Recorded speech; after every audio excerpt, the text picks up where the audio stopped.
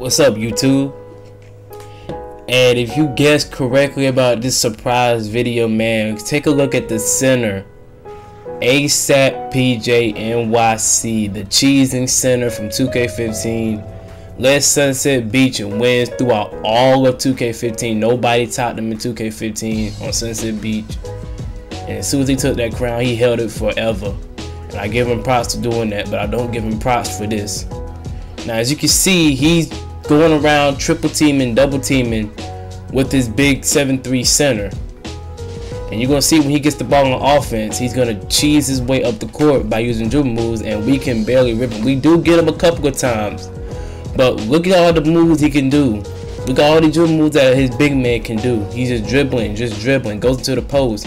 And as soon as he gets in the paint, there's nothing we can do because we got nobody to contest with that size. And while we go into the cheese and all this stuff in NBA Live, let me go ahead and give my honest likes and dislikes about this game. So, first thing that pops into my head is a like. And it's the defense and the physics mechanics that Live has implemented. Now, when you play defense in this game, if you don't have dribble moves, you're not going to get past anybody. You're going to get ripped. You're going to lose the ball. Or they're just going to double team and you lose the ball as well. I love the defense. When you bump somebody, you bump them, and then when you bump them, you also have the chance for a steal. The fact that you don't have to press anything to steal the ball is kind of like I would say like a win or lose type of move. I don't know why Live would do that, but it's like a positive and a negative because it would keep people on their toes. Now they know that anybody can intercept the ball. They don't have to press anything to intercept the ball. The computer does it for them. But at the same time, it takes out the control that the user has, and it's giving some to the CPU. In which I can understand, like I said, that's a blessing and a curse, because it's a blessing because it'll keep people on their toes, so that when they throw a bad pass, and maybe someone's not actually reading it or something. You see right there, I stripped ASAP PJ, but his teammate picks it up. But when you say for example you're playing off ball, right? You're staying with your man and he throws a crazy pass. You're still in front of your man, but he throws a pass that you don't expect him to throw. And you're in a good position. You just don't see the pass. Your computer can make up for what you didn't see or won't recognize it and just steal the ball for you. Now, as a negative, like I said, it takes away the control that the user has. Because in some way, shape, or form, you're supposed to. It's basketball, and in real life basketball, there's nobody else controlling you. There's no CPU controlling you and telling you to automatically steal the ball when the ball comes in your vicinity. You have to know that the ball is coming, get yourself in position, and then steal the ball. And you know what I'm saying? Put your hands up, get your hands on the ball, tip it, do whatever. So, like I said, that's a blessing and a curse. Dislikes, like this is one of them. The center carrying the ball up and down the court, you can't rip them. And first of all, they need the 2K, the basketball games just need to stop. They just need to stop. They just need to make it where centers, if they dribble, they can't do no moves. If they do their moves, they're slow and they're non-efficiency. This right here, what he's doing it's almost like he has his dribble moves maxed out, or almost maxed out or something, even though I know he don't. But it's almost like he put some attribute upgrades into his dribbling. And for a center shouldn't have. They should make it where a center can't up his dribbling. He cannot upgrade his dribbling. He cannot upgrade any other playmaking thing other than passing. That's it. He can't dribble. Only thing he can do is pass. If he can pass good. You know what I'm saying? There's been plenty of good passing big men in the league. Pau Gasol was one of them. Boris Diaw, Marc Gasol. You know what I'm saying? Those type of passing bigs. Tim Duncan. Those type of passing bigs.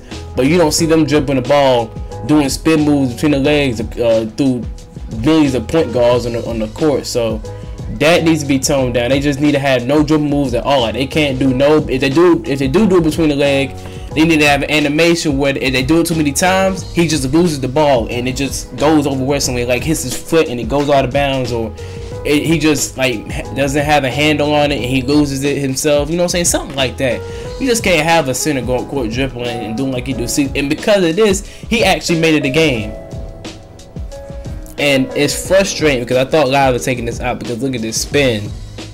Goes to the baseline, passes.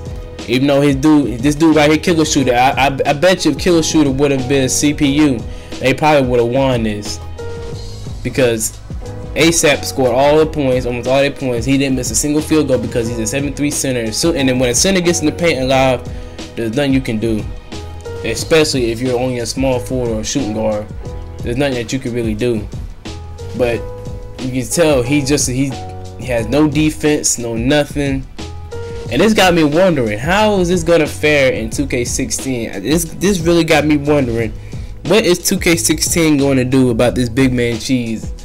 These bigs like this being able to dribble, and even though he's not dribbling like Kyrie Irving, it's annoying dribbling because he's coming up doing the same moves every time, and he's getting to the rim almost every single time. So it's kind of annoying, even though it's not superb Steph Curry handles. It's annoying handles he's not supposed to have, that really irks me. And you can see he's not even playing the paint, he's playing the perimeter. He's just all over the place. He don't know where he's supposed to be. He's not even on his man. He's just doing a lot of help defense. You see he's trying to come off that pick and roll and help out. And he's on his man right now, but right now he's just standing in the paint. I take a bad shot. He gets the rebound. So another like a dislike is the 3-point shooting. I say it's a like a dislike because I'm a shooter. So, but I've seen plenty of people. Now, I can understand NBA Live is totally different from 2K. The shooting mechanic is totally different.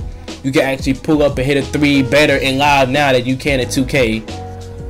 You can actually, if you have a good 3-point shot and a good contested shot, you can hit at people's faces.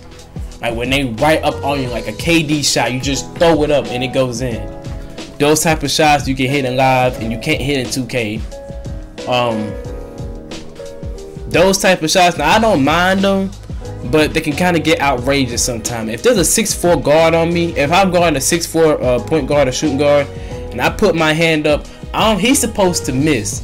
Now, if I'm a 6'4" guard and I got to put my hand up against someone that's 6'8", 6'9", shooting a 3-point over me, yeah, he's supposed to hit because he's shooting over me and above me, and I can't obstruct his field of view from the rim.